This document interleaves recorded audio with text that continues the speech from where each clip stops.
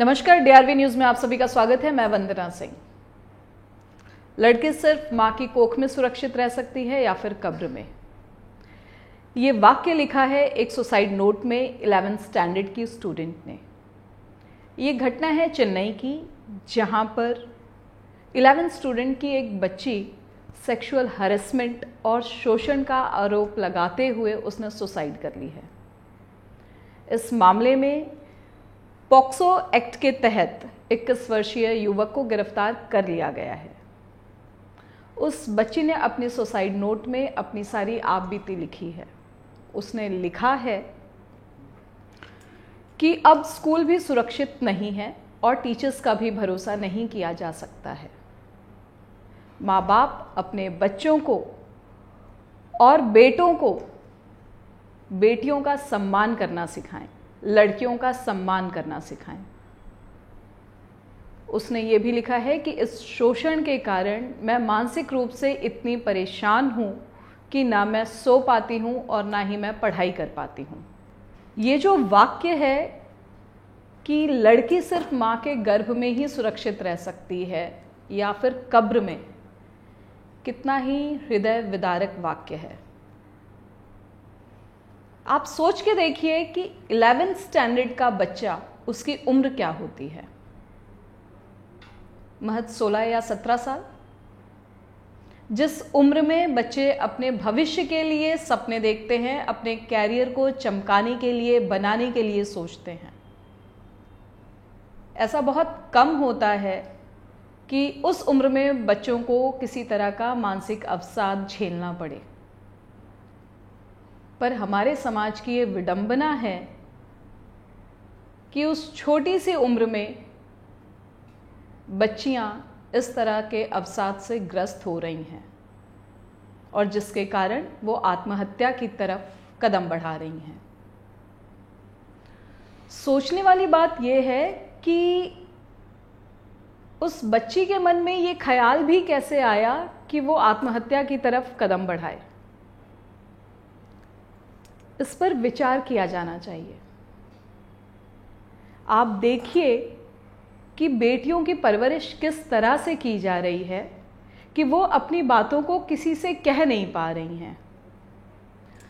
हमारे समाज में माँ बाप अपनी इज्जत का सारा बोझ बेटियों के कंधों पे डालते हैं कि तुम हमारी इज्जत हो, और उनको इतने कड़े अनुशासन में रखते हैं। उस कड़ाई के कारण उनका माँ बाप के साथ एक अच्छा बॉन्ड नहीं बन पाता है, जहाँ पर वो अपनी कोई भी समस्या को आके अपने माता पिता से कह सकें। जो इस तरह से समाज में घटनाएं घटित हो रही हैं, कहीं ना कहीं ये हमारी परवरिश ही है जिसका ये अंजाम हमको भुगतना पड़ रहा है। बच्चियां अपने शोषण की बात, बाहर उनको कौन परेशान कर रहा है, वो किस वजह से परेशान हो रही हैं, इस तरह की तमाम मुश्किलें वो अपने माँ बाप से या अपने रिश्तेदारों से नहीं कह पाती हैं, क्योंकि उनके बीच में इस तरह का बॉन्ड बनता ही नहीं है। उन बच्चियों को ये विश्वास होता ही नहीं है कि अगर वो ये बात अपने माता पिता से कहती हैं या अपने रिश्तेदारों से कहती हैं तो उसके पीछे कोई कदम उठाया जाएगा।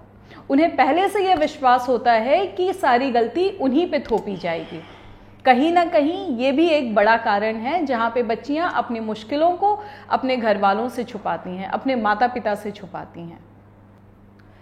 इस मामले में आरोपी ने ये बताया कि उसने उस छात्रा के साथ में शारीरिक संबंध बनाए थे। पिछले 2 हफ्ते से वो उसको लगातार परेशान कर रहा था, उसको वो गंदे और अश्लील मैसेजेस भेज रहा था।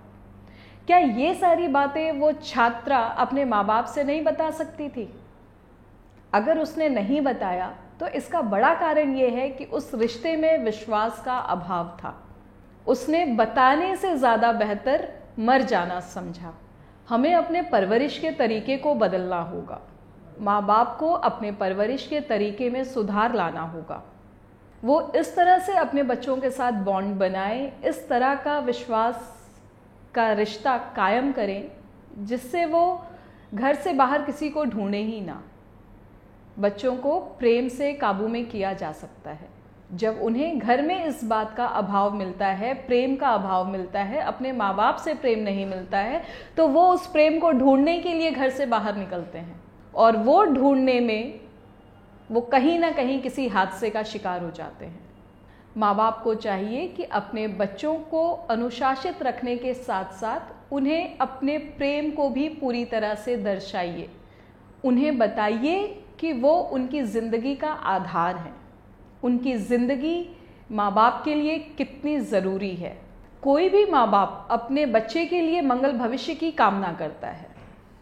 उस मंगल भविष्य को बनाने में, सजाने में, संवारने में माँ बाप इतने कड़े अनुशासन और नियम लगा देते हैं जहाँ पर प्रेम का अभाव हो जाता है और बच्चों को ये बात समझ में नहीं आती।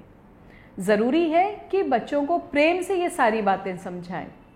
आखिर इस तरह की घटनाएं समाज में क्यों बढ़ती जा रही हैं? इस तरह की घटनाओं का अस्तित्व किस तरह से बढ़ता जा रहा है? इस तरह की घटनाएं कैसे अपना अस्तित्व बनाती जा रही हैं? ये हम सबके लिए शर्मनाक बात है। हमें प्रयास करना है कि रक्षक भक्षक ना बने। माँ बाप अपने बच्चों की जिम्मेदारी, अपने बच्चों का पालन पोषण स्वयं करें। बच्चों के साथ इस तरह का रिश्ता वो डेवलप करें, इस तरह का रिश्ता आप बनाएं कि उन्हें कोई भी तकलीफ हो, कोई भी दिक्कत हो, वो आपसे आके सरलता से उन बातों को कह सके। आपका डर इतना ना हो कि वो अपनी तकलीफ़ों को अपने अंदर ही छुपा लें और अंत में फिर इस बच्ची की तरह से आत्महत्या का रास्ता चुने। फिलहाल के लिए इतना ही। आपके पास कोई सुझाव हो इससे संबंधित तो हमारे कमेंट बॉक्स में लिखकर हमें बताएं। चलते चलते मुझे और मेरी पूरी टीम को दीजिए इजाज़त। जय हिंद।